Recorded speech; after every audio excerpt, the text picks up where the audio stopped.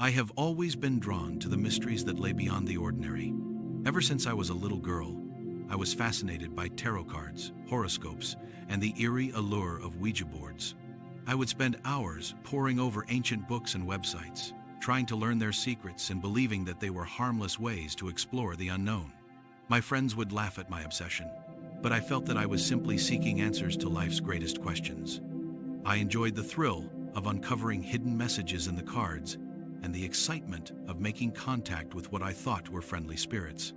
In my teenage mind, these practices were nothing more than fun, diversion-curious experiments that connected me to a world that most people were too afraid to acknowledge. As I grew older, my fascination only deepened. I started to collect my own tarot deck, decorating it with symbols and images that I felt held personal meaning. I would spend quiet nights alone, laying out the cards on my bedroom floor and reading my future in the flickering candlelight. I followed my horoscope daily, believing that the stars had a message meant just for me. I even convinced a few friends to join me in late-night sessions with a Ouija board, giggling nervously as we tried to ask simple questions about our futures. To me, these activities were a way to escape the mundane and embrace a sense of magic in everyday life. I never thought there could be any harm in seeking a connection to the spiritual world, not knowing that I was gradually opening a door I might not be able to close.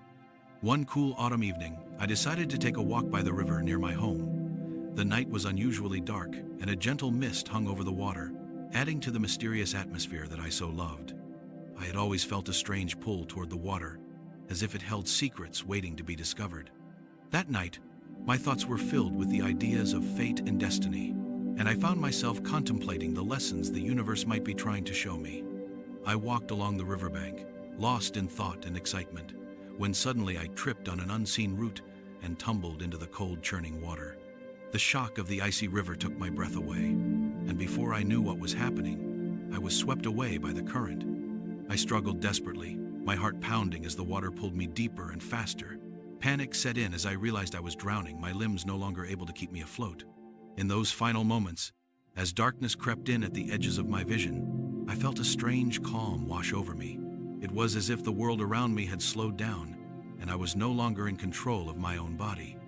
I felt weightless, as though I were falling through a void where time had no meaning. In that moment, between life and death, I began to sense something shifting inside of me, a presence that was both terrifying and strangely familiar. When I opened my eyes again, I was no longer struggling against the cold water. Instead, I found myself in a place that defied all logic, a dark, eerie space that seemed to stretch out into infinity. The air was thick and silent, and an oppressive darkness pressed down on me from all sides. I was completely alone, yet I could sense that I was not truly alone at all. In the shadows around me, I saw vague, shifting figures that moved with a slow, deliberate purpose. Their forms were indistinct, like wisps of smoke or fleeting memories, and they seemed to whisper among themselves in voices that I could barely hear. As I began to move through this strange realm, I realized that the whispering was not random. It carried a sense of malice and sorrow.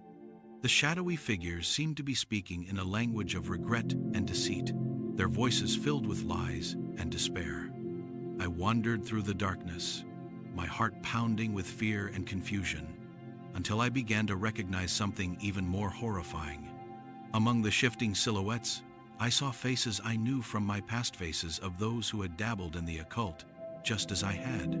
There were women who had once performed rituals and cast spells, men who had claimed to possess psychic powers, and others who had laughed off warnings about the dangers of tampering with forces they did not understand.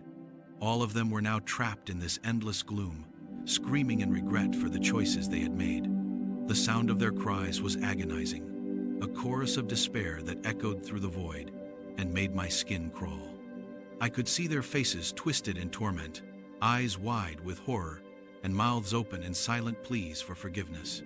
It was then that I realized the true cost of what I had once considered harmless fun. Every time I had drawn a card, read my horoscope, or placed my hand on the Ouija board, I had been opening a tiny door to this dark and dangerous place.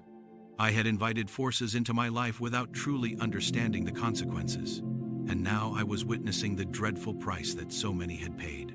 Suddenly, a deep, resonant voice boomed out of the darkness, freezing me in place.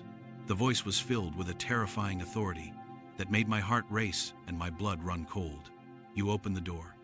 Now you belong to us," it declared, the words echoing through the desolate space like a death knell. I felt as though every hidden fear and every secret I had ever held was laid bare before me. The voice was not angry in the way I had expected. It was sorrowful and cold, as if it were mourning the loss of something precious that could never be regained. I trembled uncontrollably, the gravity of the voice's message sinking into my soul like an icy blade.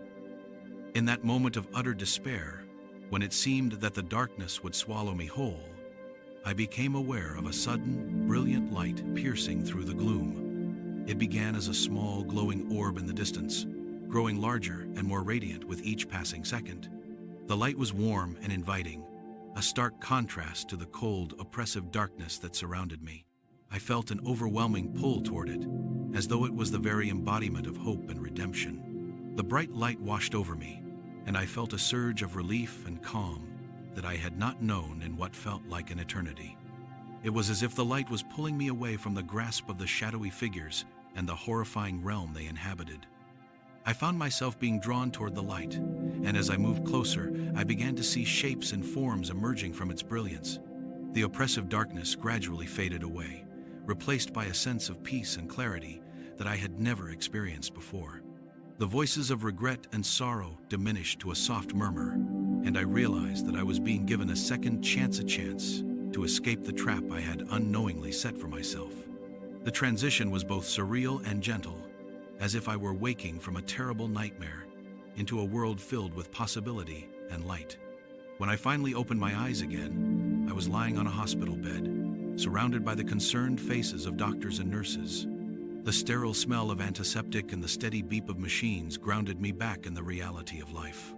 I remembered everything: the fascination with the occult, the reckless experiments with tarot cards and Ouija boards, and the sudden, terrifying plunge into darkness.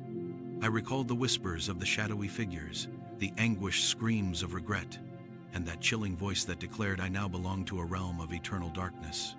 But most of all, I remembered the brilliant light that had rescued me from that fate, pulling me back from the brink of a terrible destiny. In the days that followed, I struggled to make sense of what had happened.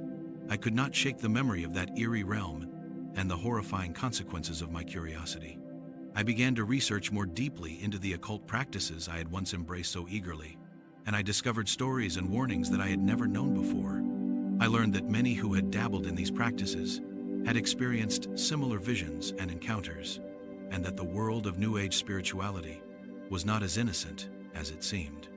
There were warnings from spiritual leaders and scholars who cautioned that meddling with the occult could open doors to forces that were dark and unforgiving. I realized, with a heavy heart, that my pursuit of mystery and magic had led me dangerously close to a trap that could have cost me my soul. Over time, I rebuilt my life with a new purpose.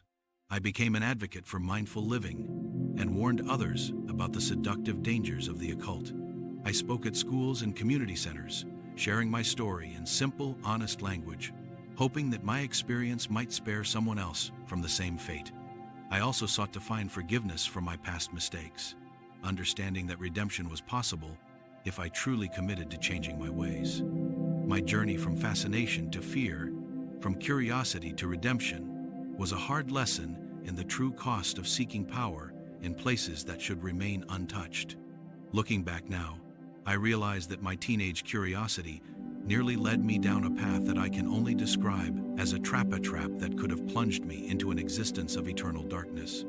I have learned that New Age practices, when approached without respect and caution, are not merely harmless fun, but powerful forces that demand responsibility and reverence. The memory of that dark, eerie place and the voices of regret will stay with me forever, serving as a constant reminder that the search for truth must always be tempered with wisdom.